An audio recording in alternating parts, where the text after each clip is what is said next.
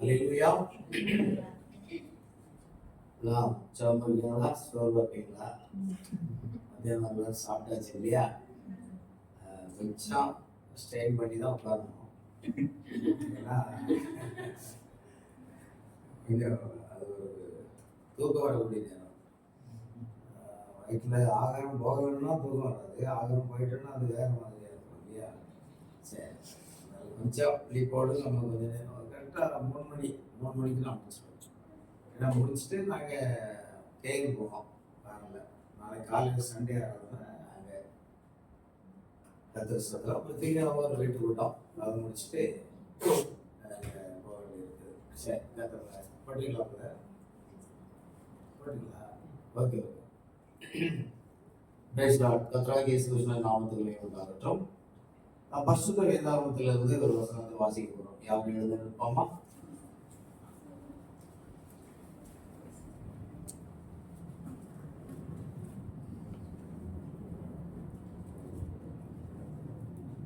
மத்தேயு சுவிசேஷம் 17ஆம் அதிகாரம். மத்தேயு சுவிசேஷம் 17ஆம் அதிகாரம். நம்ம அதை வாசிக்க போகிறோம்.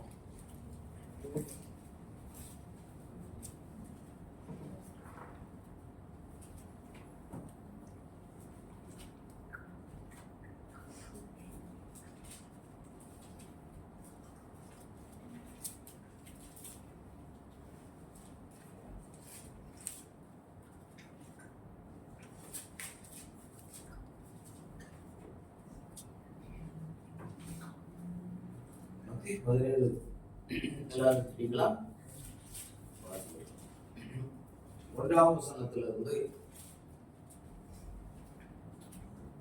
மத்தேயு 17 1ஆம் வசனத்திலிருந்து தொடர்ந்து வாசிக்க போகிறோம். 10 வசனங்களை, அதாவது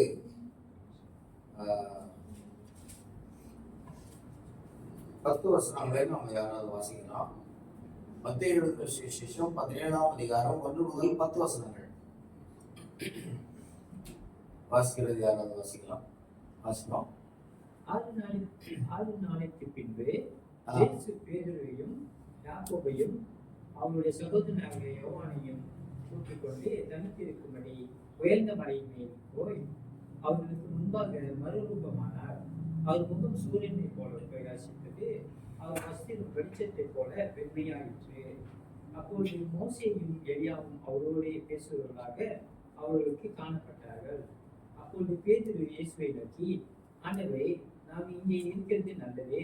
உமக்கு சித்தமானால் இங்கே உமக்கு ஒரு கூடாரமும், மோசேக்கு ஒரு கூடாரமும், எலியாவுக்கு ஒரு கூடாரமாக 3 கூடாரங்களை போடுவோம் என்றார். அவர் பேசியது, இதோ வலிவுள்ள ஒரு மேகம் அவர் மேல் நினைவிட்டது. இவர் என்னுடைய நேசகுமாரன், இவரில் பிரியமாயிருக்கிறேன், இவருக்கு செவி கொடுங்கள் என்று அந்த மேகத்திலிருந்து ஒரு சத்தம் உண்டாயிற்று. சீசர்கள் அதை கேட்டு முகக்குப்புற விழுந்து மிகவும் பயந்தார்கள். அப்போது இயேசு வந்து அவர்களை தொட்டு, எழுந்திருங்கள், பயப்படாதீர்கள் என்றார். அவர்கள் தங்கள் கண்களை ஏறிட்டு பார்க்கையில் இயேசுவை தவிர வேறொருவரையும் காணவில்லை. அவர்கள் மலையிலிருந்து இறங்கிற போது இயேசு அவர்களை நோக்கி, மனுஷகுமார் மறுத்தொழுந்து எழுந்திருக்கும் வரைக்கும் இந்த தரிசனத்தை ஒருவருக்கும் சொல்ல வேண்டாம் என்று கட்டளையிட்டார். அப்பொழுது அவருடைய சீசர்கள் அவரை நோக்கி, அப்படியானால் எலியா முந்தி வர வேண்டும் என்று வேதபாரகர் சொல்லுகிறார்களே, அது எப்படி என்று கேட்டார்கள். ஆமென். அடுத்த வருஷம் 11, 12 இயேசு அவர்களுக்கு பிரதித்திரமாக, எலியா முந்தி வந்து எல்லாவற்றையும் சீர்படுத்துவது மெய்தான். ஆனாலும் எலியா வந்தாயிற்று என்று உங்களுக்கு சொல்லுகிறேன். அவனை அறியாமல் தங்கள் இஷ்டப்படி அவனுக்கு செய்தார்கள். இவர்தான் மனுஷகுமாரனும் அவர்களால் பாடுபடுவார் என்றார். நம்முடைய தலைவருக்காக நாம் ஜெபம் செய்வோம். அன்பு கிருபை இறங்குகிற பரலோக பிதாவே, கர்த்தரும் ரட்சகருமாக இயேசு கிறிஸ்துவை துதிக்கிறோம், ஸ்தோத்திரிக்கிறோம். கர்த்தாவே, ஆசீர்வதிக்கப்பட்ட இந்த பகல் வழியில 2வது பாகமாக நாங்கள் தியானிக்க முடியும் உங்களுடைய பாதத்தில் வந்திருக்கிறோம். காலை ஆராதனை ஆசீர்வதித்தீர். இந்த பகல் வேளையிலும் கூட உங்களுடைய பாதத்தில் வந்திருக்கிற எங்களுக்கு என்னுடைய வார்த்தையை தந்து ஆண்டவரே, இப்பொழுது வாசிக்கப்பட்ட வேதவசனங்கள் அது உம்முடையவர்களாக இருக்கிறது. ஆகியால் உம்முடைய வேதத்தை எங்களுக்கு வியாக்கியானித்து தர பரிசுத்த ஆவியானவர் உதவி செய்வீராக. பேசுகிற அடியனை மறைத்து பரிசுத்த ஆவியினால் அபிஷேகப்பட்ட வார்த்தைகளை அடுத்த நாளிலிருந்து புறப்பட செய்ய வேண்டும் ஆட்சேபிக்கிறோம். கர்த்தராகிய இயேசு கிறிஸ்து நாமத்தினாலே இந்த வார்த்தையின் மகத்துவங்களை நாங்கள் புரிந்து கொள்ள ஆவியானவர் உதவி செய்ய வசனங்களை வாசித்த உள்ளவர்களை ஆசீர்வதிங்க. இந்த வசனங்களை ஆசீர்வதிங்க. சகல துதிக்காமை மெய்யாவற்றை எடுத்துக்கொள்ளும். கர்த்தராகிய இயேசு கிறிஸ்து நாமத்தில் எடுக்கிறோம் பிதாவே. ஆமென். அல்லேலூயா. பிரியமான தேவனுடைய பிள்ளைகளே, நாம் மீண்டுமாக வந்திருக்கிறோம். ஏசாயா தீர்க்கதரிசியின் புஸ்தகம் 61ஆம் அதிகாரத்தை நாம் வாசித்தோம், தியானித்தோம். அதுல முதலாம் வருகையும் இயேசுவின் முதலாம் வருகையும் இருக்கிறது, இயேசுவின் 2ஆம் வருகையும் இருக்கிறது. இந்த 2 வருகைகளையும் அங்க பார்த்தோம். முதலாம் வருகையில அவர் கிருபையை கொண்டு வந்தார். 2ஆம் வருகையின் நேரத்தில் நியாய தீர்ப்பு வருகிறது. இப்பொழுது நியாய தீர்ப்பு போன்ற ஒன்று நடந்து கொண்டிருக்கிறது அப்படின்னு தீர்க்கதரிசி அவருடைய நாட்களிலே சொல்றார். அந்த பலமுள்ள தூதனுடைய வருகை வரும்பொழுது நியாய தீர்ப்பு ஏன் வெண்மையான அந்த டோபாவை வைத்திருந்தார் என்று நேற்று நாம் தியானித்தோம். அது நியாய தீர்ப்புக்கு ஒரு அடையாளமாக பூமியிலே வந்து அநேக நியாய தீர்ப்புகள் உலகம் எங்கும் நடந்து கொண்டிருக்கிறது. தேவனுடைய கோபமானது காணப்படுகிறது. அது 2ஆம் வருகையின் போது நடக்க வரக்கூடிய ஒரு காரியம். மணவாட்டி நியாய தீர்ப்புகள் செல்வதில்லை. மணவாட்டி உபத்திரவ காலத்துக்குள்ளும் செல்வதில்லை. உபத்திரவ காலம் தொடங்கும் முன்பே மணவாட்டி எடுத்துக் கொள்ளப்படுவாள். ஆனால் நாம் விழிப்புடனும் ஆயத்தமாக இருக்க வேண்டும் என்று எச்சரிக்கப்பட்டிருக்கிறோம். ஆகையால் நாம் எப்பொழுதும் ஆயத்தமாக இருக்க வேண்டும். சரி, மத்தேயு 17ஆம் அதிகாரத்தை நம்ம பார்க்கிறோம். இது ஒரு ஒத்திகை. என்ன ஒத்திகை அப்படின்னா, மறுரூபமானது எப்படி இருக்கும், மறுரூபமான ஒரு காட்சியை தான் நம்ம அங்க பார்க்கிறோம். இது எப்பொழுது நடக்கிறது, எந்த சமயம் நடக்கிறது என்பதை நம்ம பார்க்கும் பொழுது, இயேசு இந்த உலகத்தில் இருந்த நாட்களிலே அவர் அதுக்கு முந்தின அதிகாரத்தை நீங்க பாத்தீங்கன்னா அங்க கடைசியில சொல்றார், மனுஷகுமாரன் 27ஆம் வசனம் 16:27 மனுஷகுமாரன் தம்முடைய பிதாவின் மகிமை பொருந்தினவராய் தம்முடைய தூதரோடு கூட வருவார். அப்பொழுது அவனவன் கிரியைக்கு தக்கதாக அவனவனுக்கு பலன் அளிப்பார். இங்கே நிற்கிறவர்களில் சிலர் மனுஷரோடு குமாரன் தம்முடைய ராஜ்யத்தில் வருவதை காணும் முன் மரணத்தை ருசி பார்க்க போவதில்லை என்று மெய்யாகவே உங்களுக்கு சொல்கிறேன் என்றார். முதல் அதிகாரத்தில் சொல்கிறார், இங்கே நிற்கிறவர்களில் சிலர் மனுஷகுமாரன் தம்முடைய ராஜ்யத்துக்கு வருவதை காணும் முன் அவர்கள் மரணத்தை ருசி பார்ப்பதில்லை. மனுஷகுமாரனாகிய கிறிஸ்து அவருடைய ராஜ்யத்துக்கு வருவதற்கு முன்பாக அந்த ஒத்திகையை அவர் காண்பிக்கிறார். மத்தேயு 17ஆம் அதிகாரத்தில் அது எப்படி இருக்கும், அதை நீங்கள் காண்கிறதுக்கு முன்பாக இங்கே நிற்கிறவர்களில் சிலர் அதை காணும் முன்பாக மரணத்தை ருசி பார்க்க மாட்டீங்க அப்படின்னு சொல்றார். மரணம் அவர்களுக்கு வராது. ஆனா தேவனுடைய ராஜ்யத்தில் அவர் எப்படி வருவார்? ஒன்று ஒத்திகை என்பது மருப மலையில அங்க நடந்தது. அதான் 17ஆம் அதிகாரத்துல பார்க்கிறோம். 6 நாளைக்கு பின்பு இயேசு பேதுருவை யாக்கோபையும் அவருடைய சகோதரனாகிய யோவானையும் கூட்டிக் கொண்டு தரித்திருக்கும்படி உயர்ந்த மலையின் மேல் போய் 6 நாள் 6 நாட்கள் கழிந்து, இந்த 6 நாட்கள் என்பது 6 சபை காலங்களுக்கு அடையாளம். 6 சபை காலங்கள் முடிந்து 7வது சபை காலத்தின் முடிவுல தான் எடுத்துக்கொள்ளப்படுதல் நடைபெற வேண்டும். அதில் 6 நாளைக்கு பிற்பாடு அந்த 7வது நாள், அந்த 7வது நாள் என்பது வருகை, கர்த்தருடைய வருகை அல்லது எடுத்துக்கொள்ளப்படுதல். எடுத்துக்கொள்ளப்படுதலை காணுகிற அந்த காட்சியை காணும் முன் இங்கு நிற்கிறவர்கள் சிலர் மரணத்தில் ருசி பார்க்க மாட்டீர்கள். அநேகர் நினைத்தார்கள் கர்த்தருடைய வருகை வரைக்கும் அவர்கள் உயிரோடு இருப்பார்கள் என்று. அப்படித்தான் இயேசு சொன்னார். ஆகையால் அவர் எப்படி வருவார், எப்படி வெளிப்படுத்துவார், எப்படி மறுரூபமாவார் என்ற காட்சியில் ஒத்திகையாக அங்க நம்ம பார்க்கிறோம். அதுல 3 பேரை மாத்திரம் பிரத்யேகமா அழைத்தார். ஒன்று பேதுரு, யாக்கோபு, யோவான். 3 பேர் மாத்திரம் அங்க அந்த மறுரூபமலைக்கு இயேசு அழைக்கிறார்.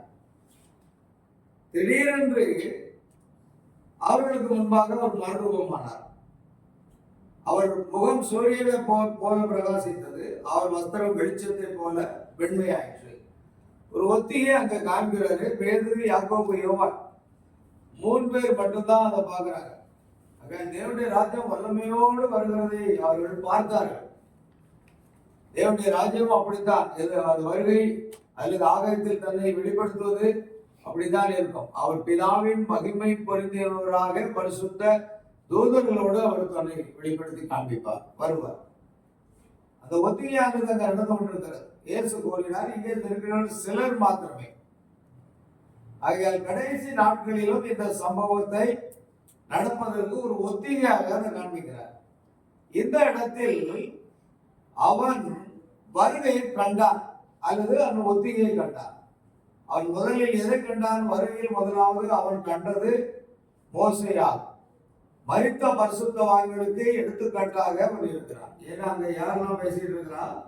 அங்கு மோசேயும் எலியாவும் அவரோடு பேசுகிறவர்களாக அவர்கள் காணப்பட்டார்கள். அது மறுரூப காட்சி. மோசே, எலியா ஒரு அடையாளத்துக்காக இங்கு காண்பிக்கப்படுகிறார்கள். அது என்னவென்றால், மோசே மரித்து உயிர்த்தெழுந்த பரிசுத்தவான்களுக்கு ஒரு அடையாளம். மோசே கல்மலையின் மேல் மரித்தான், தேவனை அவன் அடக்கம் செய்தான். இப்பொழுது மோசே மறுரூபமலையில் அந்த காட்சியில் வருகிறான் என்றால் அர்த்தம் மோசே உயிர்த்தெழுந்த காட்சி அங்கு பார்க்கிறோம். அங்கு அவன் உயிரோடு இயேசு கிறிஸ்துவோடு கூட அங்க மறுரூபமலையில் இருக்கிறான். அது என்ன அடையாளம் அப்படின்னா, ஒருவன் மோசே கிறிஸ்துக்குள் மரித்த அந்த நித்திரையா இருக்கிற பரிசுத்தவான்களுக்கு ஒரு அடையாளம், அவர்கள் உயிரோடு எழுந்திருப்பார்கள். அடுத்து எலியா. எலியா எதற்கு அடையாளம்னு சொன்னா, எலியா சுழல் காற்றிலே மரணத்தை காணாதபடிக்கு எடுத்துக்கொள்ளப்பட்டான். மோசே கிறிஸ்துக்குள் மரித்த பரிசுத்தவான்களுக்கு அடையாளம், எலியா உயிரோடு இருந்து மரணத்தை காணாமல் மறுரூபமாய் எடுத்துக்கொள்ளப்படுகிற பரிசுத்தவான்களுக்கு ஒரு அடையாளம். இந்த 2 பேரும் அங்கே இருப்பாங்க. 2 அடையாளத்தை ஆண்டவர் அங்கே காண்பிக்கிறார். ஒன்று மரித்து உயிர்த்தெழுந்த பரிசுத்தவான்கள், இன்னொன்று உயிரோடு மறுரூபமான பரிசுத்தவான்கள். இந்த 2 பேரும் அவரோடு கூட காட்சி அளிக்கிறாங்க. மத்திய வானத்துல ஆகாயத்துல இப்ப இந்த காட்சி நடைபெறும். ஆக கர்த்தர் தம்முடைய ராஜ்யத்தில் வரும் பொழுது உயிர்த்தெழுந்த பரிசுத்தவான்கள் இருப்பார்கள், உயிரோடு இருக்கிற பரிசுத்தவான்களும் அங்கே இருப்பார்கள்.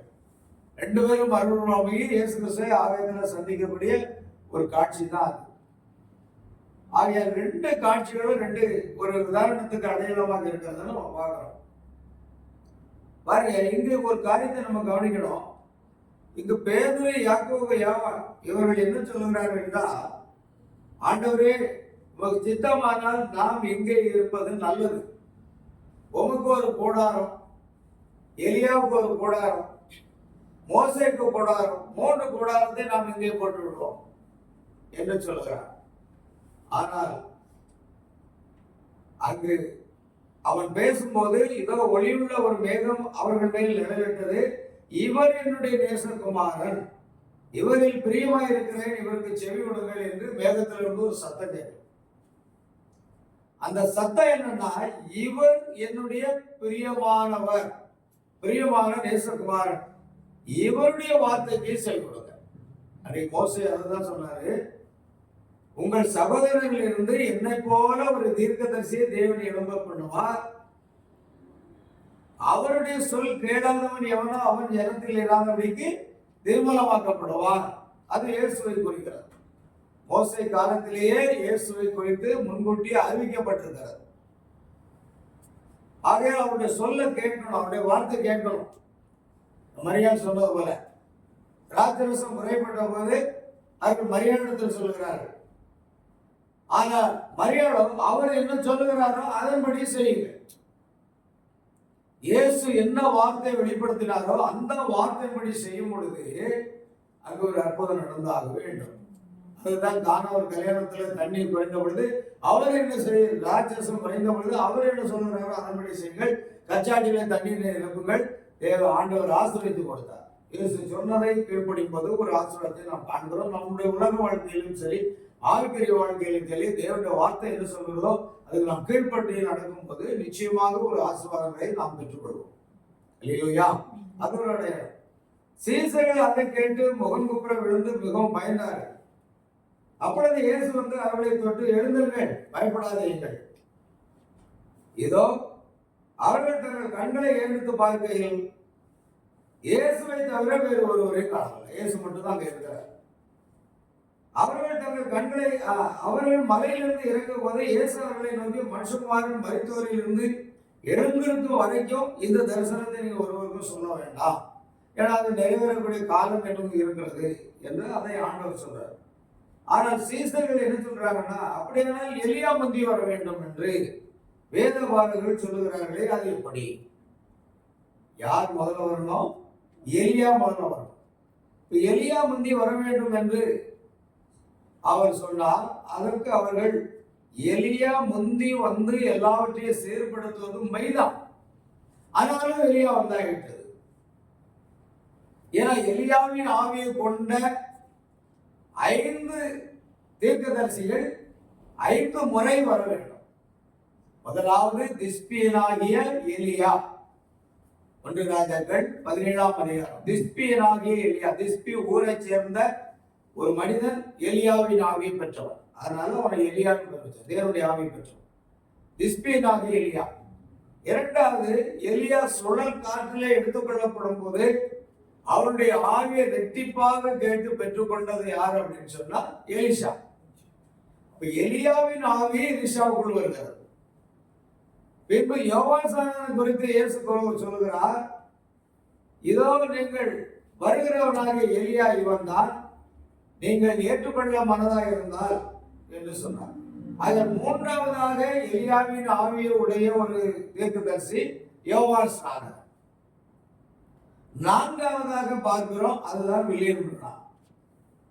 யோவான் எலியாவின் ஆவியும் பலமும் உடையவனாக கர்த்தருக்கு முன்னே நடந்தது போல சகோதரன் பிரணாமும் எலியாவின் ஆவியும் பலமும் உடையவனாக கர்த்தருக்காக முன்னே நடந்து உத்தமமான ஜனங்களை யோவான் ஸ்நானகன் ஆயப்படுத்துவது போல உத்தமமான ஜனங்களை நம்முடைய தேவனுடைய வருகைக்கு நேரம் ஆயத்தப்படுத்துகிற ஒரு ஊழியத்தை பிரணாம் செய்தார்.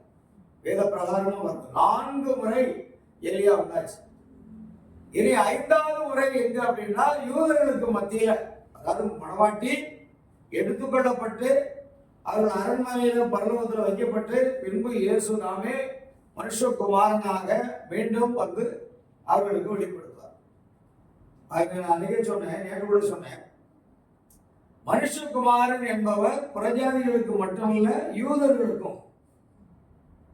ஏன்னா 2 காரியம் இருக்கிறது. ஆகையால் எலியாவின் ஆவியை கொண்டு 5வது நபராக 5வது முறையாக அது வெளிப்படுத்தல் 11ஆம் அதிகாரத்திலே யூதர்களுக்கு மத்தியில மறுபடியும் மோசே எலியாவும் அங்கு தோன்றுகிறார். மறுபடியும் அங்கு மோசே எலியாவும் தோன்றி தீர்க்கதரிசனம் உரைக்கிறார்கள். அப்பொழுது இயேசு கிறிஸ்துவை அவர்கள் அடையாளம் கண்டுகொள்வார். அவர்கள் இங்கே மனுஷகுமாரன், அங்கே மனுஷகுமார். லூக்கா 17:30 புறஜாதிகளுக்கு வெளிப்படுத்தக்கூடிய மனுஷகுமாரனை பற்றி எழுதியிருக்கிறது.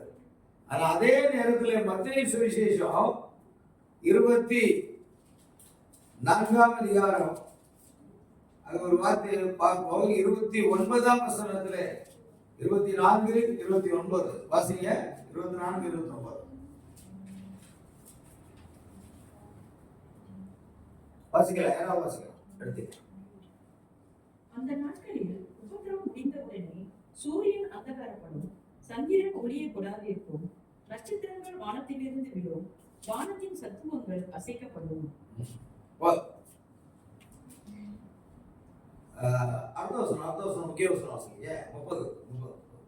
அப்பொழுது மனுஷகுமாரனுடைய அடையாளம் காணப்படும். பாருங்க, மனுஷகுமாரனுடைய அடையாளம் வானத்தில் காணப்படும்.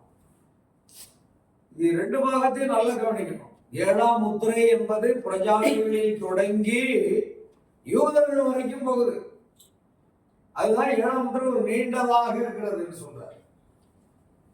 அப்போ எங்கேயும் மனுஷகுமாரன் வெளிப்படணும். லூக்கா 17:30,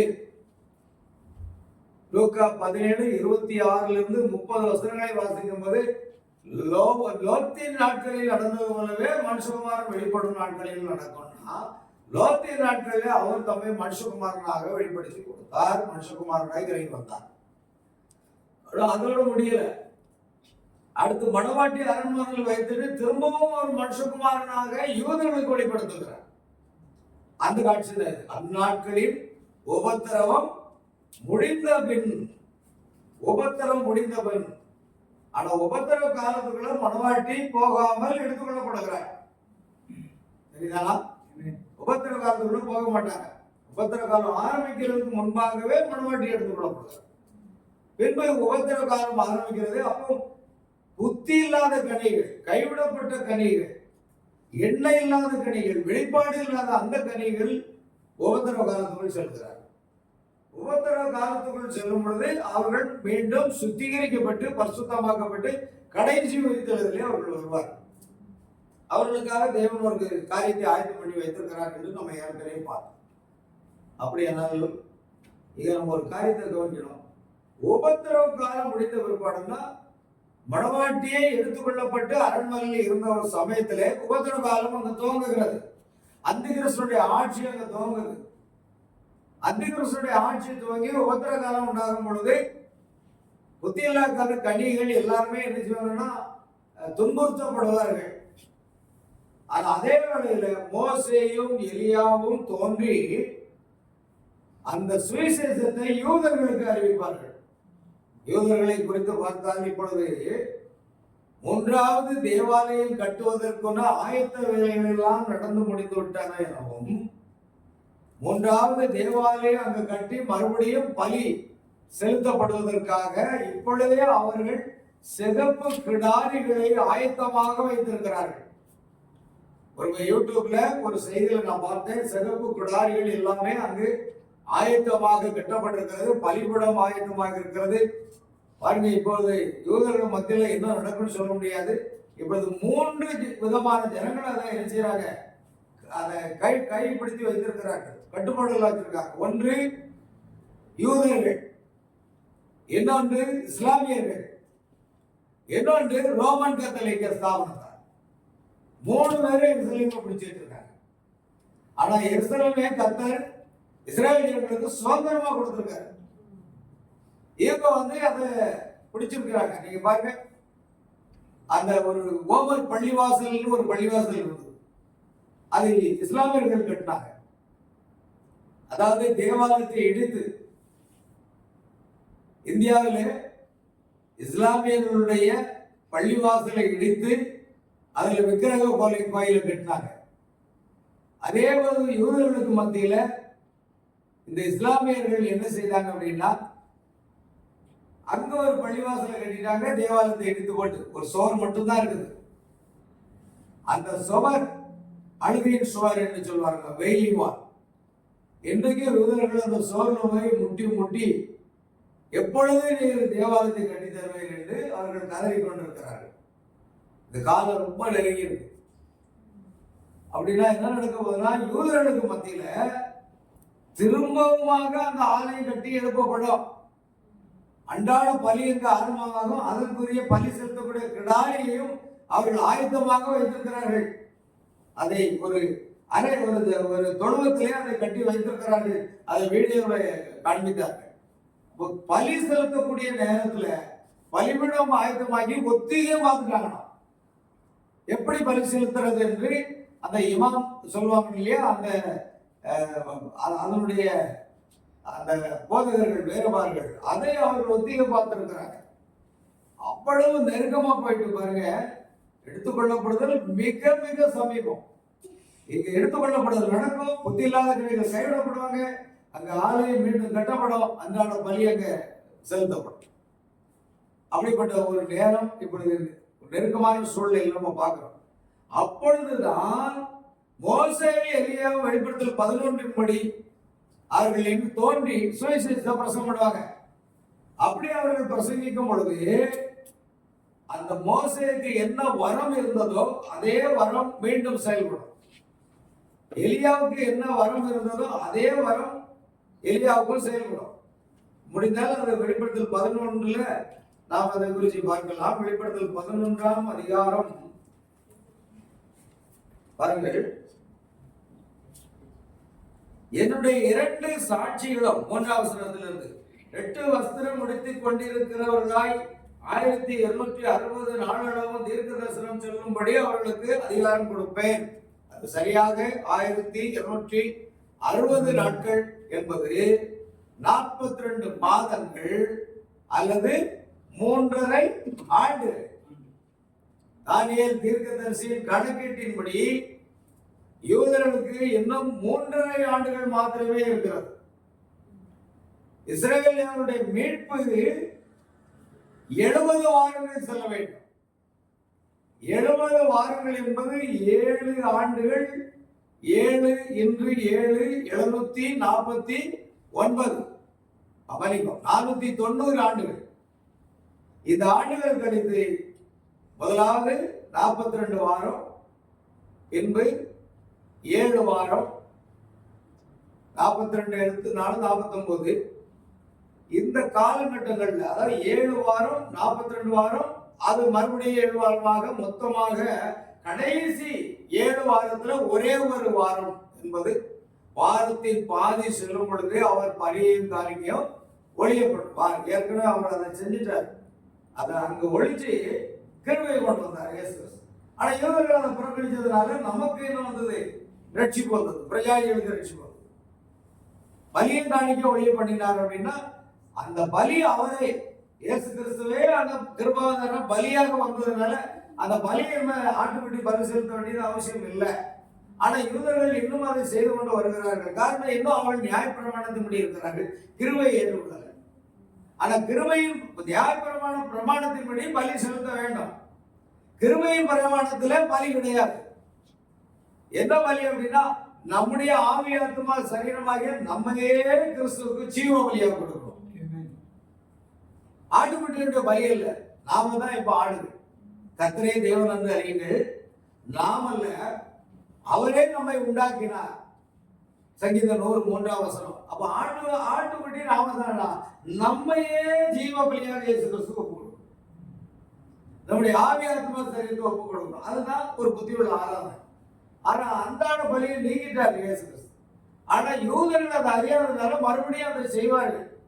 ஆனா கடைசி நாட்களிலே அந்த உபத்திரவ காலகட்டத்திலே மோசே எலியாவை தோன்றி என்ன செய்வாங்கன்னா சுவிசேஷம் அறிவிப்பாங்க. என்னுடைய 2 சாட்சிகளும் 2 வஸ்திரம் எடுத்துக் கொண்டிருக்கிறவர்களாய் 1260 நாளளவும் நியாயம் தீர்க்க தரிசனம் சொல்வார்கள். அவர்களுக்கு அதிகாரம் கொடுக்கணும். ஏன்னா இதே செய்தி, ஒரே கர்த்தர், ஒரே விசுவாசம், ஒரே வியாசாரம், அது கர்த்தராக இயேசு நாமத்துல அது மறுபடியும் வாங்க போகணும். சொல்ல போனா முதலாக யூதர்கள் கர்த்தராகிய இயேசு கிறிஸ்து நாமத்தினாலே என்ன செய்தார்கள்? ஞானஸ்நானம் பெற்றுக் கொண்டார்கள். யாருன்னா பவுலு, பேதுரு, இந்த பிலிப்பு, இவர்கள் எல்லாம்.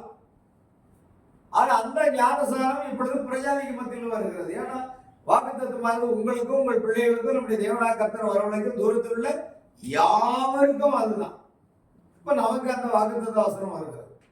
நாமும் அதே 2:38 அப்போஸ்தலர் 2:38 தான் நம்ம ஞானஸ்நானம் பார்க்கணும். ஏன்னா அந்த வாக்குத்தத்தை எல்லாருக்கும் ஒண்ணுதான், அதை மாற்ற முடியாது.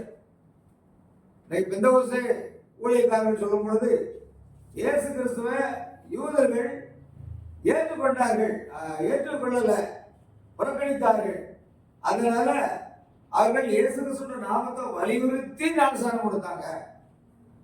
ஆனா நாம பிரஜாதிகள், நாம அவரை ஏற்றுக்கொண்டதுனால இங்க பிதா குமாரன் பரிசுத்த ஆவியின் நாமத்தில் ஞானஸ்நானம் கொடுத்தாங்க அப்படின்னு வியாக்கியானம் சொல்றாங்க. அதான் நாம ஏற்றுக்கொண்டுமா, அதனால பிதா குமாரன் பரிசுத்த நாமமா. யூதர்கள் இயேசுவை ஏற்றுக்கொள்ளாம புறக்கணித்ததுனால, அதனால இயேசுவை வலியுறுத்தி அவர்கள் வலியுறுத்தி இயேசு கிறிஸ்துவின் நாமத்தில் ஞானஸ்நானம் கொடுத்தாங்களாம்.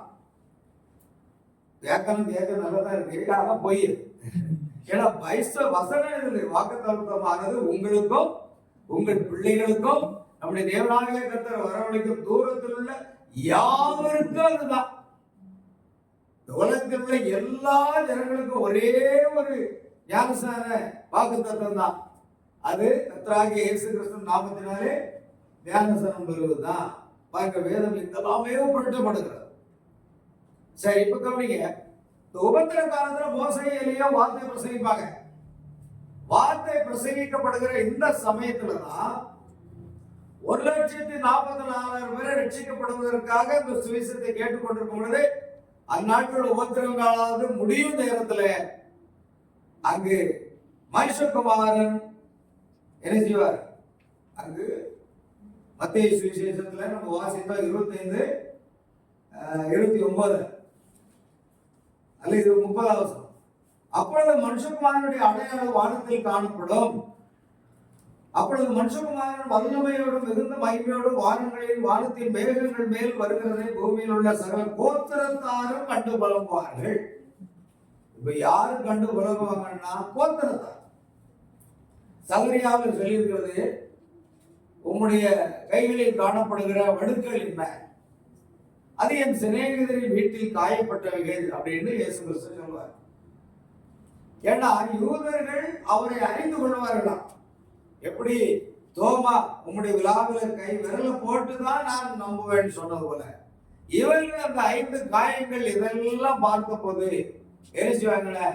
அவர் மனுஷகுமாரனா தன்னை வெளிப்படுத்தும் போது அவர்கள் அவரை அறிந்து கொண்டு கோத்திரம் கோத்திரமாக புலம்புவார்கள். எல்லா கோத்திரம், எத்தனை கோத்திரம் இருக்கு? 12 கோத்திரம் இருக்கு. இந்த 12 கோத்திரத்தாரும் சகரியாவில் இருக்குது, கண்டு புலம்பிக் கொண்டு இருப்பார்கள். அப்பொழுது மனுஷகுமாரன் பிரஜாதிகளாகிய நமக்கு அவரை வெளிப்படுத்தினார். அது லூக்கா 17, 26 முதல் 30 வசனங்கள். இது முழுக்க முழுக்க பிரஜாதிக்கு. நான் காலையில பாடணும் அந்த பாட்டு. லூக்கா 17:30 நிறைவேறிவிட்டது.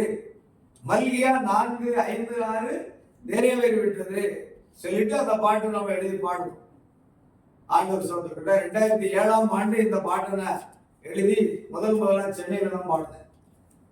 அதுல இருந்து இந்த பாட்டை நிறைய இடங்கள்ல பாடி கொடுத்தது நல்லா இருந்த வரவேற்பு தேவனுடைய பிள்ளைகள் மத்தியில. ஏன்னா அது வார்த்தையின் அடிப்படையில் எழுதப்பட்ட ஒரு பாடல். 2 பாஸ்டர்ஸ் சொன்னாங்க, இது எப்படி நீங்க எழுதுறீங்க, என்ன செய்ய சரியா வார்த்தையை எழுதி சரியா நீங்க பாடுறீங்களா அப்படின்னு சொன்னாங்க. எங்க அது இந்த காலத்துக்குரிய அபிஷேகம், அவ்வளவுதான். நம்முடைய ஞானம் ஒன்றும் கிடையாது, அவருடைய அபிஷேகம்.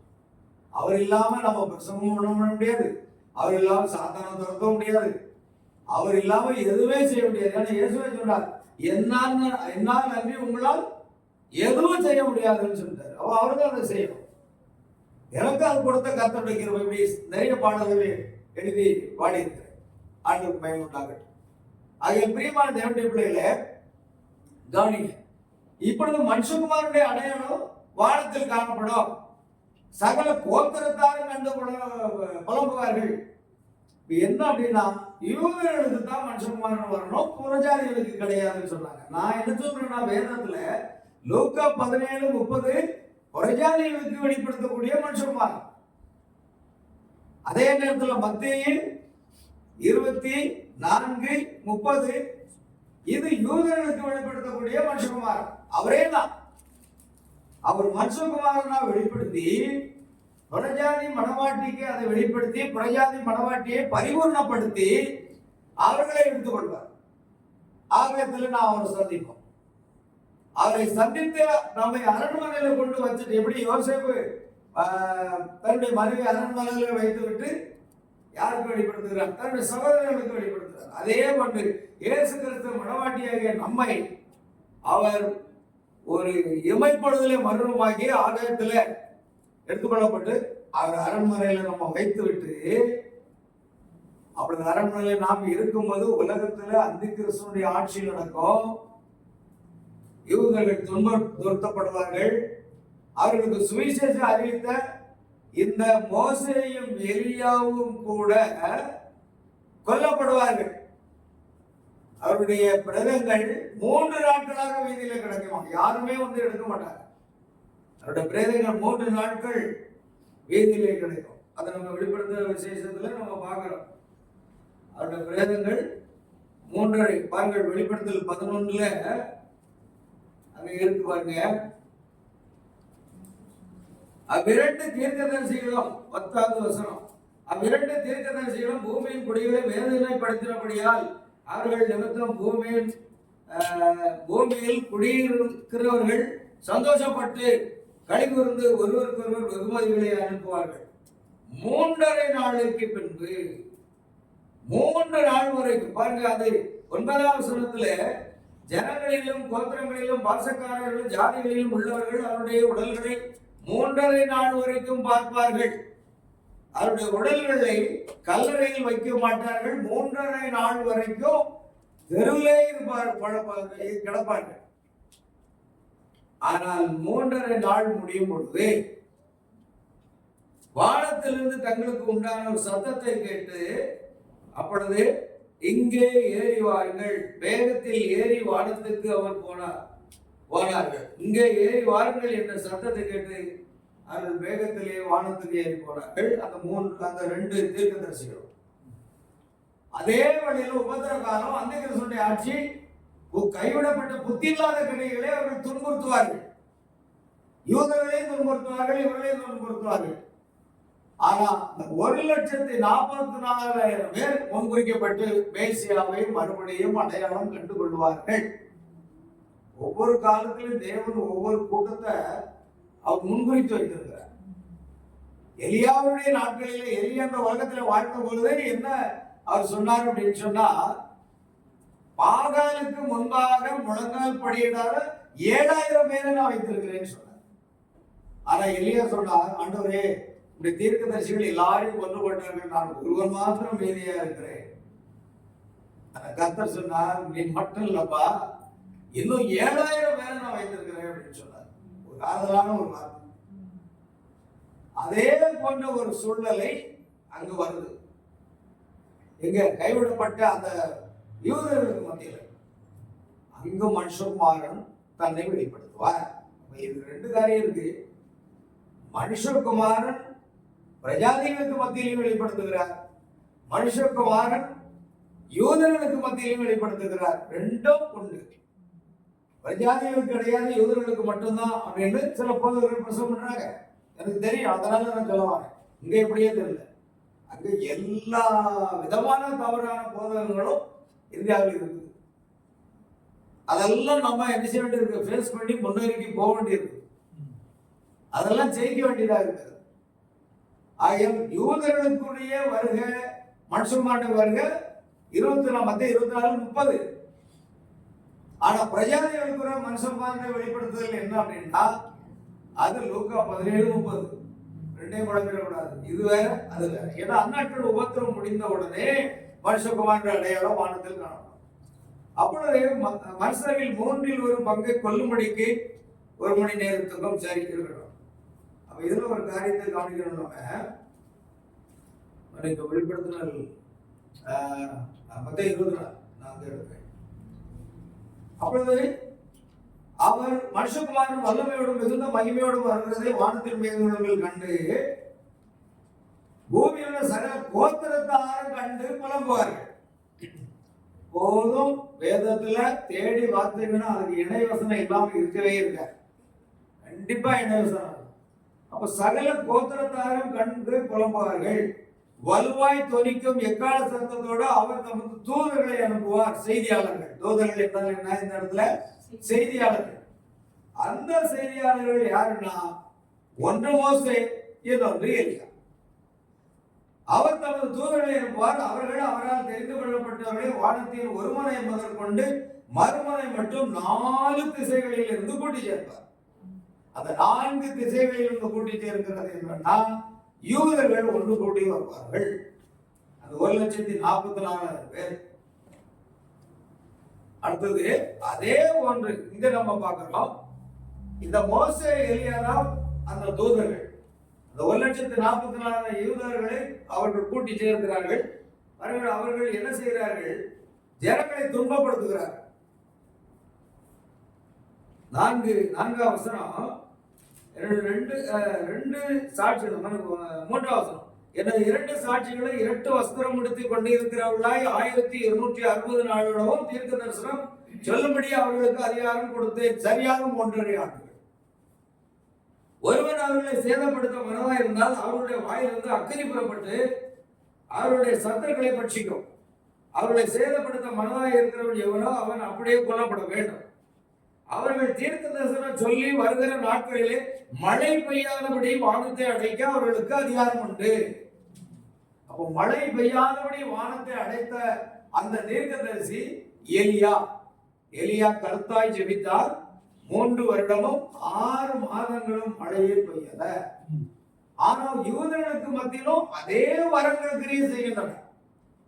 வரங்கள் நாம் மரணம் அடையலாம், ஆனால் வரங்கள் நம்மை விட்டு போகாது. அல்லது நாம் மரணம் அடையலாம், அவன் பாவியா இருந்தா அவன் பாவி அவனுடைய பாவம் அவனுடைய எலும்புகளோடு கூட படுத்துக்கொள்ளுமா. அவன் நன்மை செய்கிறனால் அந்த நன்மை அவனோடு படுத்துக்கொள்ளும். ஆனா உயிர்த்தல் வரும்போது அவனுடைய கிரியைகளுக்கு தக்கதாக அவர் நியாய தீர்ப்பு செய்வார். அத புசிப்போ, பைபிள்ல ஒரு வசனம் இருக்கு, புசிப்போ குடிப்போ நாளைக்கு சாவோ. இதுதான் உலக மக்களுடைய அந்த வாழ்க்கை. உலகத்துல இருக்க வரைக்கும் எல்லாத்தையும் அனுபவிக்க வேண்டும். புசிப்போம் குடிப்போம் நாளைக்கு சாவோ. அவர்களுக்கு அந்த மரணத்துக்கு பிற்பாடு ஒரு வாழ்க்கை இருக்கிறது என்று எந்த மதமும் போதிக்கிறது இல்லை. மதம் இருக்கிறது, ஆனால் எந்த மதமும் மரணத்துக்கு பின்னும் ஒரு வாழ்க்கை இருக்கிறது. அந்த வாழ்க்கை வாழணும்னா எப்படிப்பட்டவங்க போகலாங்கிறது போதிக்கப்படுகிறது இல்லை. அது நாம அதை விசுவாசிக்கிறோம். இந்த உலக வாழ்க்கை மாத்திரமல்ல, இன்னொரு வாழ்க்கை இருக்கிறது, அதை நாம் விசுவாசிக்கிறோம். அந்த வாழ்க்கையை தான் நாம் போராடிட்டு இருக்கோம்.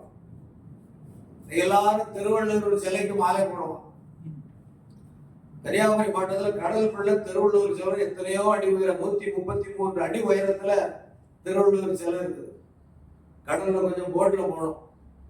போட்டிக்கு அங்க விவேகானந்தர் பாலம் இருக்கும், அது வழியா கண்ணாடி பாலம் போட்டிருக்கிறாங்க. அதுல கடலுக்குள்ள அந்த சிலை இருக்கு, திருவள்ளுவர் சிலை. அந்த சிலைக்கு உள்ள படிக்கணும், உள்ள படி இருக்கும். ஏறி ஏறி ஏறி ஒரு குறிப்பிட்ட வயல் வரைக்கும் நம்ம போகிறதுக்கு சுற்றுலா பயணிகள் பல மாநிலங்களில் இருந்து வருகிறார். வட மாநிலங்களிலும் அதிக பேர் வருகிறார். அதாவது மராத்தி பேசக்கூடியவர்கள், ஹிந்தி பேசக்கூடியவர்கள் அதிகமா வந்து பார்க்கிறாங்க. அவ்வளவு ஃபேமஸ். உலகம் முழுவதும் திருவள்ளுவர் எழுதுகிற திருக்குறள் பல மொழிகளிலும் மொழிபெயர்க்கப்பட்டிருக்கிறது. ஏன்னா அவர் எந்த மதத்தை சார்ந்து அந்த குறளை எழுதலை. அதை நீங்க பாருங்க, திருவள்ளுவருடைய திருக்குறளை வளர்ச்சி பார்த்தீங்கன்னா மதமே அங்க இருக்காது. மதம்ங்கிற அடிப்படையிலே அது இருக்காது. ஆனா ஒரு கருத்தை அவர் சொல்றாரு, பைபிள் அடிப்படையில் அவர் சொல்றாரு, பொருள் இல்லாருக்கு இவ்வுலகம் இல்லை, அருள் இல்லாருக்கு அவ்வுலகம் இல்லை அப்படிங்கிறார். அப்ப அவர் கூட சொல்றாரு, உலகத்துல வாழணும்னா நமக்கு உண்ண உணவு, உடுக்க விட, அப்புறம் வாழ்வதற்கு பொருளாதாரம் வேணும், பொருள் வேணும், பணம் வேணும். பண ஆசை தான் கூடாது. பைபிள் சொல்றது பண ஆசை எல்லாத்தையுமே வேறு. ஆனா வாழ்க்கையில பணம் நம்ம இருந்தா தான் வாழவும் முடியும் இந்த உலக வாழ்க்கையில. அதனால அவர் சொல்றாரு, பொருள் இல்லாருக்கு இவ்வுலகம் இல்லை. பொருள் இல்லைன்னா இந்த உலகத்துல வாழ முடியாது. அருள் இல்லாருக்கு அவ்வுலகம் இல்லை அப்படின்னு ஒரு வார்த்தை சொல்றாருன்னா, அப்ப இன்னொரு உலகம் இருக்கிறதுங்கிறத கூட திருவள்ளுவர் சுட்டிக்காட்டுறாரு. ஆனா இந்த மதம் சார்ந்தவர்கள் என்ன பண்றாங்க? மதம் மாற்றம் பண்றாங்க. எங்க மதத்தை விட்டு நீங்க போயிட்டீங்க, நீங்க ஆரிய மதத்துக்கு வாங்க. இதுதான் இங்க இந்தியாவை பயங்கர போராட்டம். கிறிஸ்தவர்கள் சர்ச்சுக்குள்ள குங்கடிக்கிறது, பயங்கர சர்ச்சை உடைக்கிறது, எல்லா அநியாயம் நடக்குது. குருதி இன மக்கள்னு சொல்லுவாங்க மணிப்பூர்ல.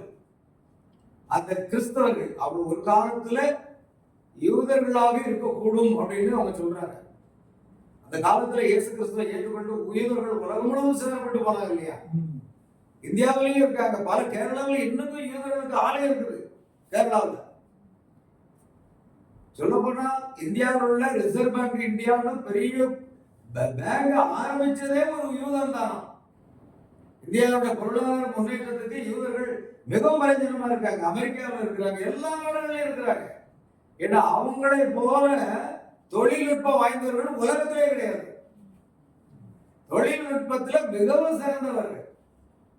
1948 ஒன்றா கூடுறாங்க. அத்தி மரம் துளிர் விடுவதை காணும் போது வசந்த காலம் சமீபமாயிட்டு யூதர்கள் மறுபடியும் ஒன்று கூடி 1948 ஒரு தனி நாடாக பிரகடனப்படுத்தினது.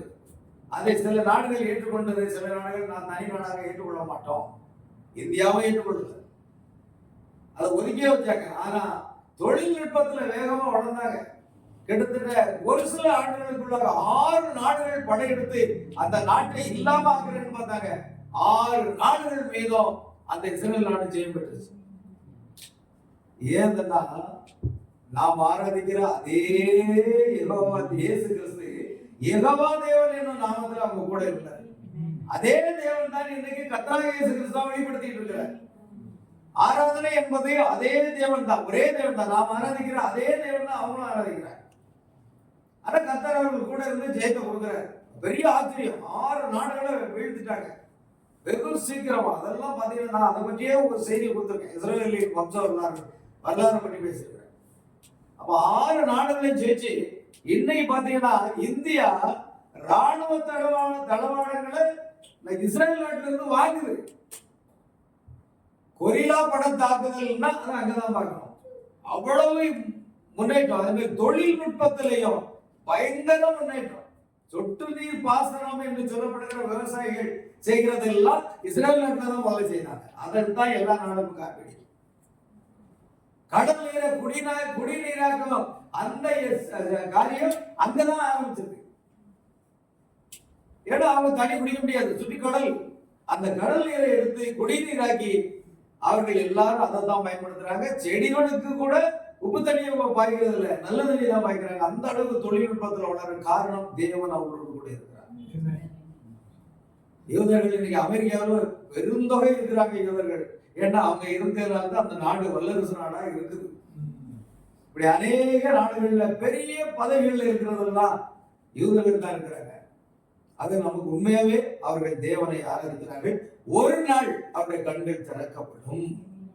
மனுஷகுமாரன் அங்கு நிற்பார். அப்பொழுது ஒலிவு மேலில் வந்து நிற்கும்போது ஒலிவு மலை 2ஆக பிளக்கும். அவரை குத்தினார்கள், அவரை நோக்கி பார்த்து புலம்புவார்கள்.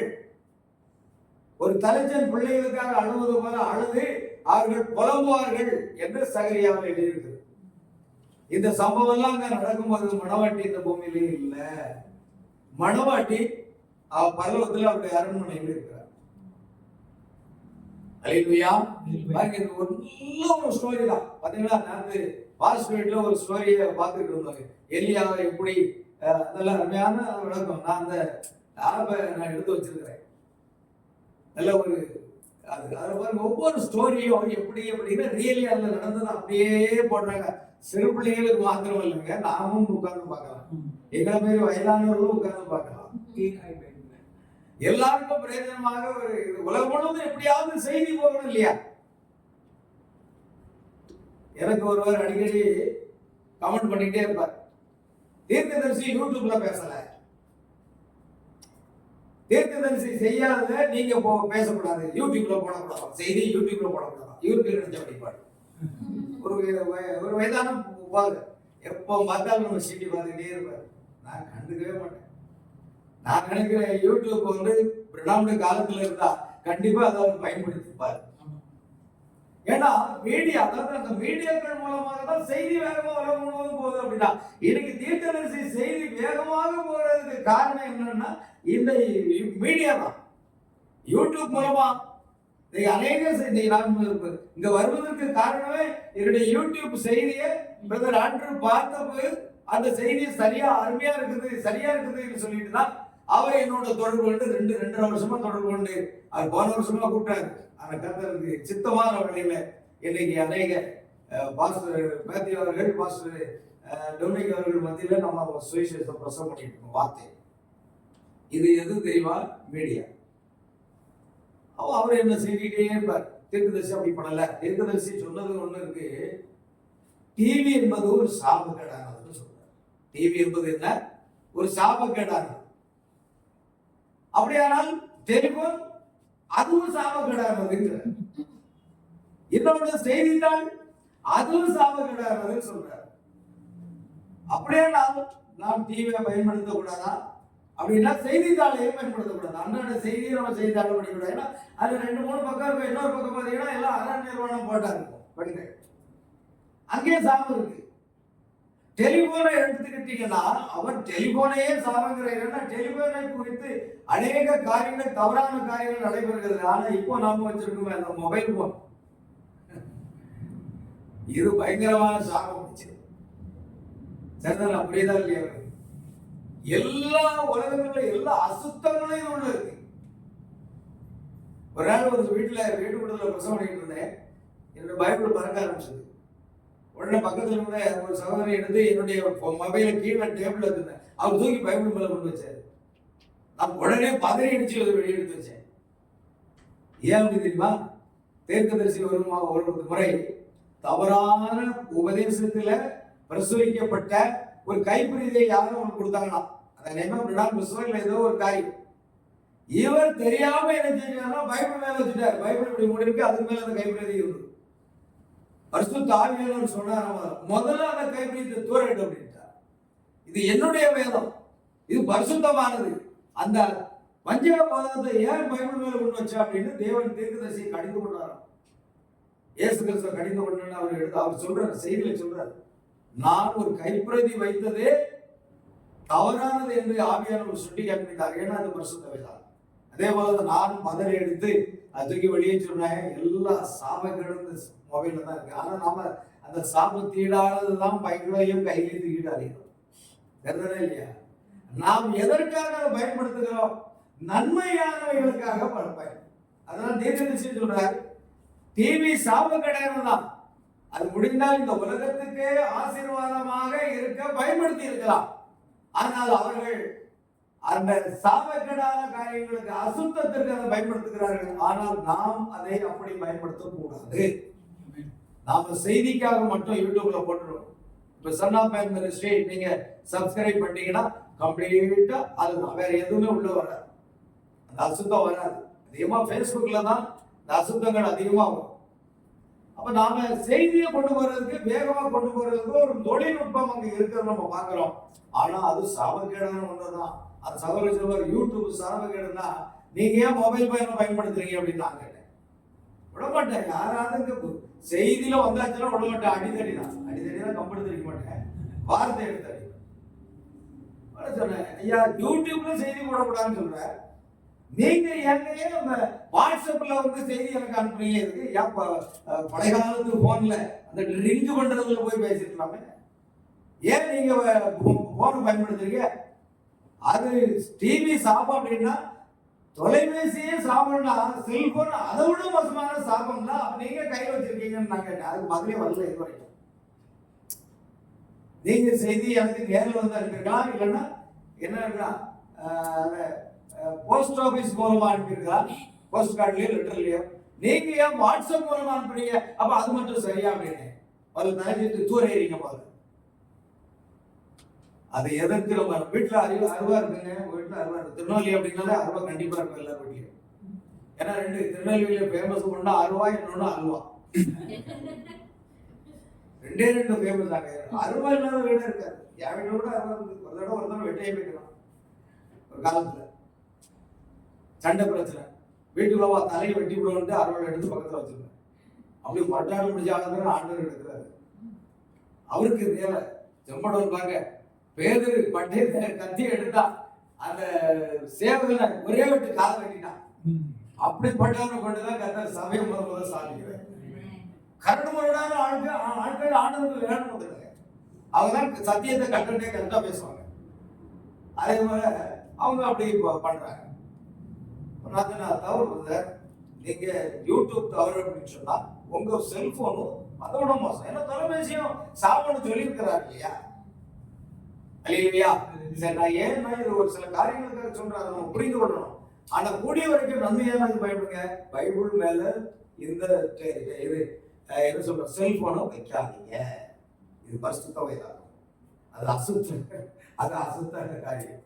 அது பைபிள் மேல மட்டும் வச்சிருக்காங்க, தனியா வச்சிருக்க. அதுதான் கரெக்டான ஒரு காரியம். சரி, இப்ப நம்ம பயன்படுத்துறோம். அதனால மனுஷகுமாரனை அவர்கள் அடையாளம் கண்டு கொள்றாங்க. இங்கே மனுஷகுமாரன் வெளிப்படுகிறாரு, அங்கே மனுஷகுமாரன் வெளிப்படுறாரு. அப்ப பிரஜாதிகளுக்கும் அவர் வெளிப்படுத்துறாரு. மணவாட்டியை எடுத்துக்கொண்டு அரண்மனை வச்சு மறுபடியும் யூதர்களுக்கு வந்து வெளிப்படுத்துறாரு. வீரர்கள் அவர்கள் அடையாளம் கண்டு கொள்றாங்க. தலைச்சல் பிள்ளைகள் ஒரு தலை பிள்ளைக்கு அழுகிறது போல அழுது புலம்புகிறார்கள். அவரை குத்தினவர்கள் அவரை நோக்கி பார்த்து புலம்பினார்கள். அவரை குத்தினது யாருன்னா யூதர்கள் தான். அவங்க தான் சிலுவை மரணத்துக்கு ஒப்புடுத்தவங்க. அதே போல வெளிப்படுத்தல் 1ஆம் அதிகாரம் 8ஆம் வசனத்திலேயே எடுத்துட்டீங்கன்னா அந்த வசனம் கூட எதுக்கு அடையாளமா இருக்கு பாருங்க. வெளிப்படுத்தல் 1:8 7-8 யாராவது வாசிக்கலாமா? வெளிப்படுத்தல் 1:7-8.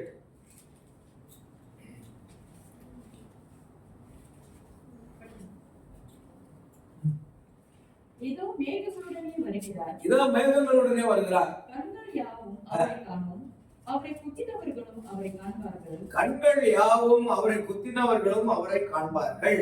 பூமியின் கோத்திரத்தார் எல்லோரும் அவரை பார்த்து புலம்புவார்கள். அப்படியே ஆகும். ஆமென். பாருங்க, பூமியின் மேகங்களுடனே வருகிறார். கண்கள் யாவும் அவரை காணும், அவரை குத்தினவர்களும் அவரை காண்பார்கள். அப்படின்னா அது யூதர்கள். இந்த வெளிப்படுத்தல் 1ஆம் அதிகாரம் 8ஆம் வசனத்தை அநேக போதகர்கள் பிரஜாதிகளுக்கு அதை இணைத்து பேசுவார்கள். இது பிரஜாதிகளுக்கு இந்த 8ஆவது வசனம் யூதர்கள். அவர் மேகங்களுடனே வருகிறார், நமக்கும் மேகங்களுடனே வருகிறார், அங்கே மேகங்களுடன் வருகிறார். இதை நம்ம பிரிச்சு கரெக்டா பார்க்கணும். அப்போ அப்படியானால் மேகங்களுடனே வருகிறார். கண்கள் யாவும் அவரை காணும், அவரை குத்தினவர்களும் அவரை காண்பார்கள். ஓவின் கோத்திரத்தார் எல்லாரும் அவரை பார்த்து புலம்புவார்கள். அப்படியே ஆகும். அது யூதர்கள். கரெக்டா பார்க்கிறோம். கோத்திரங்கள் புலம்பு. அப்படியானால் இருக்கிறவரும் இருந்தவரும் வருகிறவருமாக சர்வம் உள்ள கர்த்தர் நான் அல்பாவும் உமேகாவும் ஆதியும் அந்தமாய் இருக்கிறேன் என்று திருடம் இருக்கிறார். சகரியா புத்தகத்திலே அதே காரியத்தை நம்ம பார்க்கலாம். நம்ம ஏன் இதை சொல்றோம்னா 7ஆம் முத்திரை என்பது பிரஜாதிகளுக்கு உடைக்கப்பட்டு அது அங்க வரைக்கும் போகுது. எங்க வரைக்கும் போகுது? யூதர்கள் வரைக்கும் போகுது. அதான் தீர்க்க சொன்னார் 7ஆம் முத்திரை என்பது நீண்ட ஒன்றாக, அது 1000 வருட அரசாட்சி போன்ற ஒன்று நீண்டதாக இருக்கும் சொல்றாரு. இது நம்மளால புரிஞ்சு கொள்ளணும். சொல்லுங்க, 7ஆம் முத்திரை உடைக்கப்பட்டாச்சா உடனே நம்ம மேல போயிடலாம் அப்படின்றாங்க. அது இல்லை.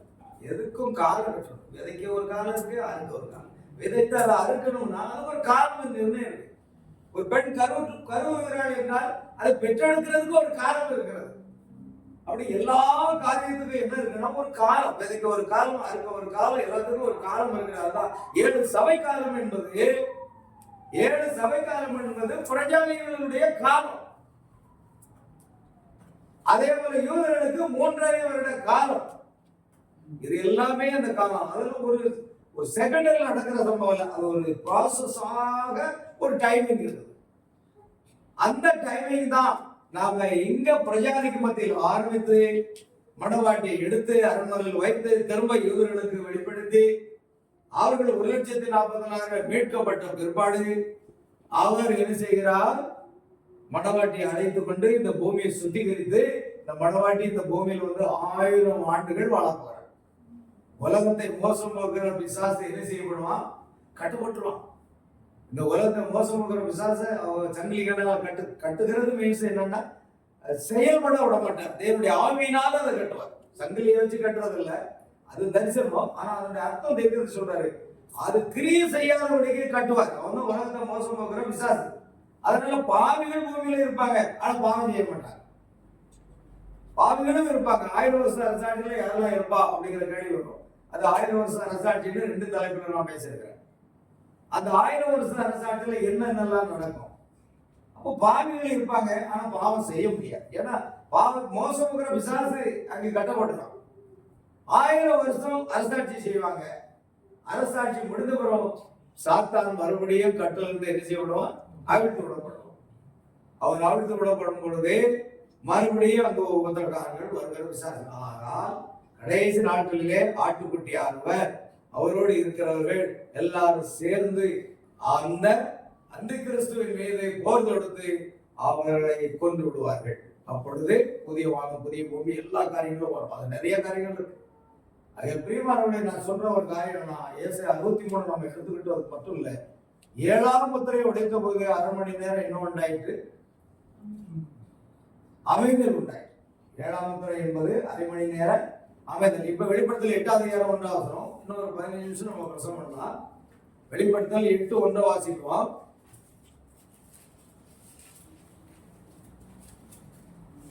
வெளிப்படுத்தல் 8:1 வாசிக்கலாம். ஒரே ஒரு வசனம் தான் இருக்கும்.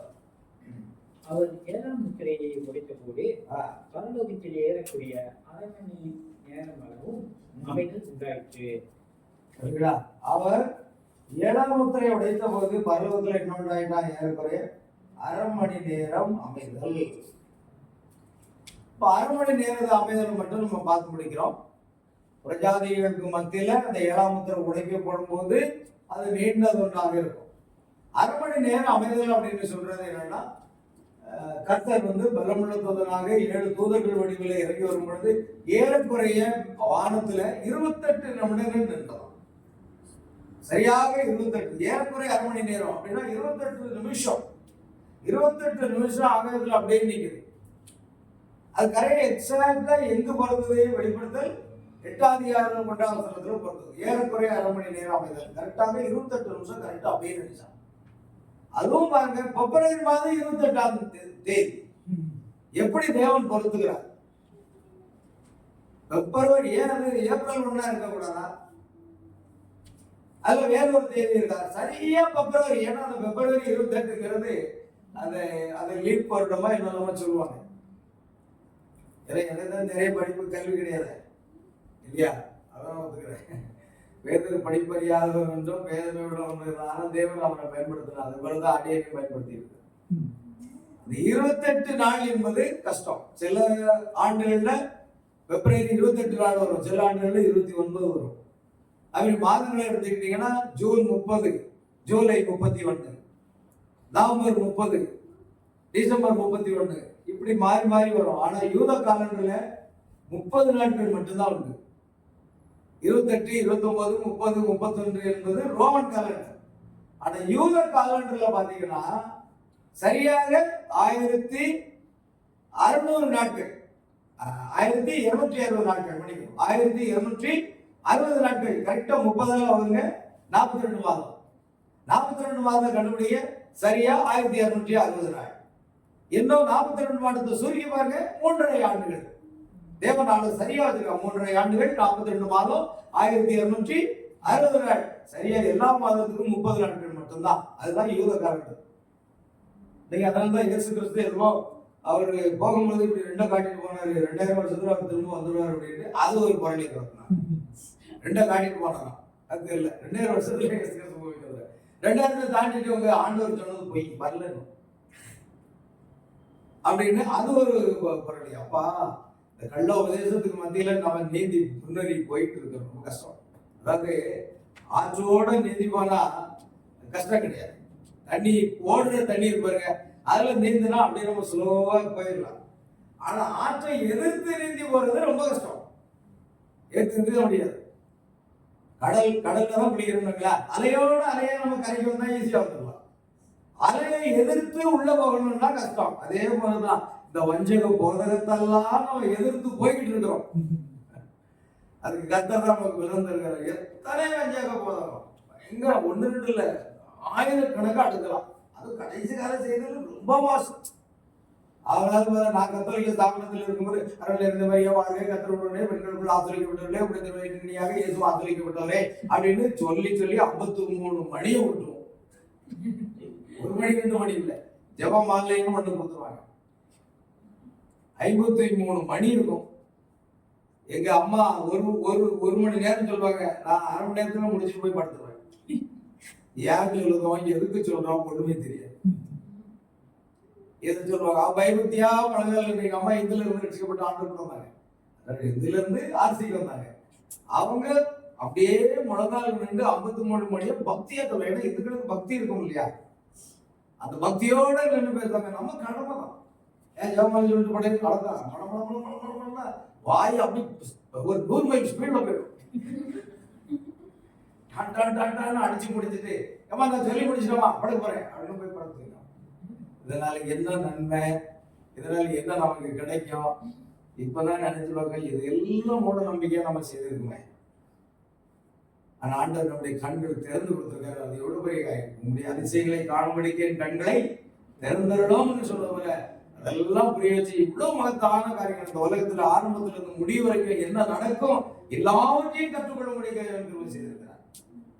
ஆதியாகமம் தொடங்கி வெளிப்படுத்தின விசேஷம் வரைக்கும், புதிய வானம் வரைக்கும், புதிய பூமி வரைக்கும் என்னெல்லாம் இருக்கிறது என்பதெல்லாம் நாம் கற்றுக்கொள்ளும்படி முழு உலகத்தையும் கூட கர்த்தர் நமக்கு கற்றுக் கொடுத்திருக்கிறார். முழு வேதாகமத்தை மட்டும் இல்லைங்க, முழு உலகத்தையும் கற்றுக் கொடுத்திருக்கிறார். நம்ம எங்க ஆரம்பித்தோம், நாம எங்க போக போறோம், பாவிகள் எங்க போக போறாங்க, இந்த உலகம் எங்க போகுது, இந்த உலகத்துக்கு என்ன நடக்க போகுது, எல்லாத்தையும் தேவன் நமக்கு கொடுத்திருக்காரு. ஆனா அங்க இல்ல, அருள் மறியவாங்க, அதை தவிர வேற எதுவுமே தெரியாது. குருடெல்லாம் இருந்தோம், ஆனால் கர்த்தர் நமக்கு கண்களை திறந்து கொடுத்தார். அதனாலதான் நம்ம நன்றியோட அவருடைய வார்த்தையை பின்பற்றி அவருக்காக நம்ம வாழ வேண்டியது அவசியம். அது பிரியமானவர்களே, அந்த 1/2 மணி நேரம்ங்கிற ஒரு பாயிண்ட் மட்டும் நான் சொல்லி முடிக்கிறேன். அவர் 7ஆம் முத்திரையை உடைத்த போது பரலோகத்துல ஏறக்குறைய 1/2 மணி நேரம் அமைதல் உண்டாயிடுச்சு. நான் போன வருஷத்துக்கு முந்தின வருஷம் மும்பையில ஒரு மீட்டிங்ல 1/2 மணி நேரம் அமைதலை பற்றி பேசுறேன். அதுக்கு தமிழ் டிரான்ஸ்லேஷன், ஹிந்தி, நிறைய செய்தி என்னுடைய தமிழ் ஹிந்தி நிறைய இருக்கு. கிட்டத்தட்ட ஒரு 10-15 பாஸ்டர்ஸ் வந்திருந்தாங்க. 1/2 மணி நேரம் அமைதல் அப்படின்னு பேசும்போது ஒரு வயதான பாஸ்டர் வந்து என்னை கட்டி அணைத்து கொண்டார். எக்ஸாக்ட்லி நீங்க செய்தியை கரெக்டா பேசுனீங்க அப்படின்னு. நான் இல்லையா, நான் பேசல, தீர்க்கதரிசிக்கு வெளிப்படுத்தப்பட்டதை எடுத்து அப்படியே உங்களுக்கு நாங்க காண்பித்த அவ்வளவுதான். ஏன்னா நாம இந்த தீர்க்கதரிசியா நமக்கு வெளிப்படுறதுக்கு இல்லவே இல்லை. சாதாரண ஒரு மேய்ப்பன். நம்ம இப்போதும் தாழ்த்தணும். தீர்க்கதரிசி சொல்றாரு, நீங்க தாழ்மையா இருங்க, நீங்க தாழ்மையா இருங்க, தாழ்மையா இருங்க, அமைதலா இருங்க, நீங்க கீழ்ப்படிதலோடு இருங்க, மற்றது தேவன் பார்த்து கொள்வார் அப்படின்னு சொல்றாரு. நாம முயற்சி பண்ணாதீங்க. அப்ப சொல்றாரு, பிரணாமரத்துல சொல்றாரு, நீங்கள் ஏற்கனவே கிறிஸ்தவனா இருக்கீங்க, ஆனா உங்களை வித்தியாசமானவராக ஆக்கிக் கொள்வதற்கு நீங்க என்ன செய்றீங்க, அதை இதையும் கற்று தேர்ந்து உங்களை குழப்பிக் கொண்டு நீங்கள் கிறிஸ்தவன் என்ற ஸ்தானத்தை விட்டு விலகி போறீங்க அப்படிங்கிற. நீங்க ஏற்கனவே கிறிஸ்தவனா இருக்கீங்கன்னா தாழ்மையாக கிடைத்த செய்தியை விசுவாசித்து அப்படியே கீழ்ப்படிந்து ஜெபத்துல தரித்திருங்க, மற்றதை தேவன் பார்த்துக் கொள்வார். சொல்லு, ஒவ்வொரு புத்திமதிகளும் தீர்க்க சொல்றாரு. ரகசியங்களும் மட்டும் இல்ல, எப்படி கிறிஸ்தவம் வாழணும்னு அவர் வாழ்ந்து காட்டினார். சொல்ற பிரசங்கத்துல, நான் எதை பிரசங்கிப்பேனோ அதை வாழ்ந்து காட்டுகிறவனாக இருப்பேன், நான் வாழ்ந்து காட்டவில்லை என்றால் நான் அதை பிரசங்கிக்க மாட்டேன்னு சொல்றாரு. எவ்வளவு அருமையான ஒரு காரியம். எப்படி ஒவ்வொரு போதவர்களும் தான் இப்படி இருக்க சபை அக்கிரியா இருக்காதா? அதை ஊழியக்காரர்களும் நாம் அந்த செய்தியின்படி நாம் கொண்டு வாழணும். ஆகிய 1/2 மணி நேரம் பரலோகத்தில் அமைதல் உண்டாயிற்று. ஏன் அமைதல் உண்டாயிற்று? இது பாத்தீங்கன்னா 7 சீல்ஸ் பற்றி தீர்க்கதரிசி சொல்றாரு. அது என்ன அப்படின்னா 1/2 மணி நேரம் அப்படின்னா ஏறக்குறை அவர் பரிந்து பேசிக் கொண்டிருந்தவர் அந்த புஸ்தகத்தை எடுத்து அதன் முத்திரைகளை திறந்து திறக்கப்பட்ட புஸ்தகத்தோடு பரலோகத்திலிருந்து இறங்கி கீழே வர்றார். வரும்போது அங்க என்ன நடக்கிறது என்றால் பரலோகமே அமைதியாயிட்டு இருக்கிறார். ஏன்னா அவங்க 4 ஜீவன்கள் தேவனாகிய கர்த்தர் பரிசுத்தர் பரிசுத்தர் பரிசுத்தர் என்று ஓய்வில்லாமல் சொல்லிக் கொண்டிருக்க அந்த சத்தம் இப்ப அங்க இல்லைங்கிற. அந்த இசைக்கருவிகள் வாசிக்கக்கூடிய அந்த தூதர்களும் தங்கள் இசைக்கருவிகளை வாசிப்பதை நிறுத்தி விட்டார்கள். ஒரு நிசப்தமான ஒரு அமைதியான ஒரு சூழ்நிலை பரலோகத்தில். ஏன்னா பரலோகத்தில் 1/2 மணி நேரம் அமைதல், பூமியில இல்ல, பரலோகத்துலதான் 1/2 மணி நேரம் அமைதல். முழுக்க அது முற்றிலுமாக அமைதியான சூழ்நிலை ஏற்படுகிறது. ஏன்னா அவர் அங்கு இருக்கும் பொழுது தேவனாகிய கர்த்தர் பரிசுத்தர் பரிசுத்தர் என்று துதித்துக் கொண்டிருந்தார்கள். இப்பொழுது துதித்ததற்குரிய அதே தேவன் பூமியில இறங்கி வந்தார். அதனால அங்க எல்லாம் ஸ்டாப் ஆயிட்டு நிறுத்தப்பட்டது. அவர் பூமியில இறங்கி வருகிறார். இனி காலம் செல்லாது. ஒரு பாதத்தை சமுத்திரத்தின் மேலும் இன்னொரு பாதத்தை பூமியின் மேலும் வைத்து சிங்க கர்ச்சிக்கிறது போல கர்ச்சித்துக் கொண்டு இனி காலம் செல்லாது என்ற ஒரு காரியத்தை அங்க கொண்டு வர. பிரஜாதிகளுடைய முடிவு அங்க வரக்கூடிய ஒரு நேரம், லவோதிக்கேயர் சபையினுடைய முடிவின் காலத்துல வருகிறோம். அதுதான் அந்த 1/2 மணி நேரம் அமைதல். இதை விரிவா நாம் பேசலாம், நிறைய செய்தி பாயிண்ட்ஸ்களை நான் வச்சிருக்கிறேன். கத்த சித்தமான அடுத்த முறை நாம் சந்திப்போம். பிரியமானவர்களே, அந்த 1/2 மணி நேரம் அமைதல் அவர் கீழே இறங்கி வந்தார். 1/2 மணி நேரம் அமைதலுக்கு யாருமே இதுவரைக்கும் வழக்கம் கொடுக்கல. தீர்க்கதரிசி மூலமா மட்டும்தான் அந்த அரை மணி நேரம் தான் என்ன என்பது நமக்கு வெளிப்படுத்தப்பட்டது. எந்த ஸ்தாபன பெரிய பெரிய வேத பண்டிதர்கள் கூட அதை வியாக்கியானம் பண்ண முடியல. ஏன்னா தானியேல்ல சொல்லியிருக்கு, அவர்கள் அங்கும் இங்கும் கடைசி நாட்களில் அங்கும் இங்கும் ஓடி ஆராய்வார்கள், ஆனாலும் அதை கண்டுபிடிக்க மாட்டார்கள். ஆனால் தீர்க்கதரிசி 7ஆம் தூதனுடைய சத்தத்தின் நாட்களிலே அவன் எக்காலம் ஓரம் போகிறது தேவ ரகசியம் நிறைவேறும். அப்ப 7வது முத்திரை என்பது கர்த்தருடைய வருகை. அதை குறித்து நான் ஒரு பிடிஎஃப் இருந்தது, நான் அதை டக்குன்னு எடுக்க முடியல. 7ஆம் முத்திரை என்பது கர்த்தருடைய வருகைன்னு சொல்றாரு. 7ஆம் முத்திரை கர்த்தருடைய வருகைன்னா அவர் இறங்கி வந்து இந்த ஊழியத்தை அவர் செய்துகிட்டு இருக்கிறார். இப்போ 6 வாரமும் அவரு தான், தேவக்காலமும் அவர் தான், அடுத்தது பிரதான தூண்டுடைய சத்தமும் அவர் தான். இந்த செய்திகள் இந்த ஊழியம் முடிகிற சமயத்துல மணவாட்டி பரிபூர்ணப்பட்டிருப்பாள். பரிபூர்ணப்படும் பொழுது இமைப்படுதல நம்மை மறுரூபமாக்குவார். அவர் ஆகாயத்துல மணவாளனாக தம்முடைய தூதர்களோடு கூட அங்கு காணப்படுவார். அப்பொழுது வீட்டில் நம்ம சுத்தவாங்களும் நாமும் இணைந்து ஆகாயத்தில் அவரை சந்தித்து என்னென்றைக்குமாய் நாம் அவரோடு கூட இருக்கக்கூடிய அந்த நாட்கள் மிக மிக நெருங்கிட்டு இருக்கு. அதனால பிரியமான சகோதரர்களே சகோதரியே, எந்த அளவுக்கு நாம் ஆண்டவரோடு நெருங்கி ஜீவிக்க வேண்டுமோ, சத்தியத்தின்படி ஒவ்வொரு வார்த்தைக்கும் ஒவ்வொரு செய்தியும் தியானித்து அதற்கு நாம் கீழ்ப்படிந்து நம்மை வார்த்தையாக மாற்ற வேண்டும். சூரிய உதயம் என்ற செய்தியில தீர்க்கதரிசி சொல்லும் போது பாருங்க, மணவாளன் எப்படி இருக்கிறாரோ அதே போன்று மணவாட்டி இருக்கணுங்கிற. இயேசு கிறிஸ்து ஒருபோது ஒரு ஸ்தாபன வேசிய திருமணம் செய்ய மாட்டார். அவர் புத்தியுள்ள நற்பண்புள்ள ஒரு கன்னியை தான் திருமணம் செய்வார். கரைபடாதவர்கள், ஸ்தாபனத்தினால் கரைபடாதவர்கள், ஒரு பரிசுத்தமான கன்னி. அந்த பரிசுத்தமான கன்னி தான் அவர் மணவாட்டியை தெரிந்து கொள்வார். ஆகையால் கற்புள்ள, அதாவது பவுல் கூட எழுதுகிறார், உங்களை கற்புள்ள கன்னியாக கிறிஸ்து என்னும் ஒரே புருஷனுக்கு ஒப்பு கொடுக்க நியமித்தபடியா அப்படின்னு பேசுறாரு. அப்ப புத்தி உள்ள கன்னி இருந்தாலும் புத்தி இல்லாத கன்னி இருந்தாலும் 2 பேரும் கன்னிகளாக இருந்தாலும் புத்தி இல்லாத கன்னிகள் தான் அந்த மகிமை எடுத்துக் கொள்ளப்பட போறாங்க.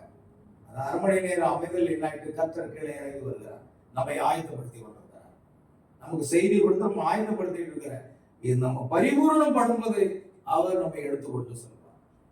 அவரை சந்திக்க நாம் ஆயத்தமாக இருப்போம். முடிந்தால் நான் சொன்னபடி உபவாச ஜெபங்களையும் மற்ற ஜெபங்களையும் மற்ற காரியங்களையும் பாஸ்டர்களுடைய வழிபடுத்தலின்படி நீங்கள் ஒத்துழைப்பு கொடுத்து நீங்கள் அதை செய்வீர்களானால் நிச்சயமாக ஒரு நாள் நாம் எங்கிருந்தாலும் எடுத்துக்கொள்ளப்படுவோம். அப்பொழுது இந்த சபை விசுவாசிகள் பாஸ்டர் குடும்பத்தாரோட உங்களை நான் ஆகாயத்தில் சந்திப்போம். கர்த்தர் தாமே உங்களை ஆசீர்வதிப்பாராக. God bless you. God bless you.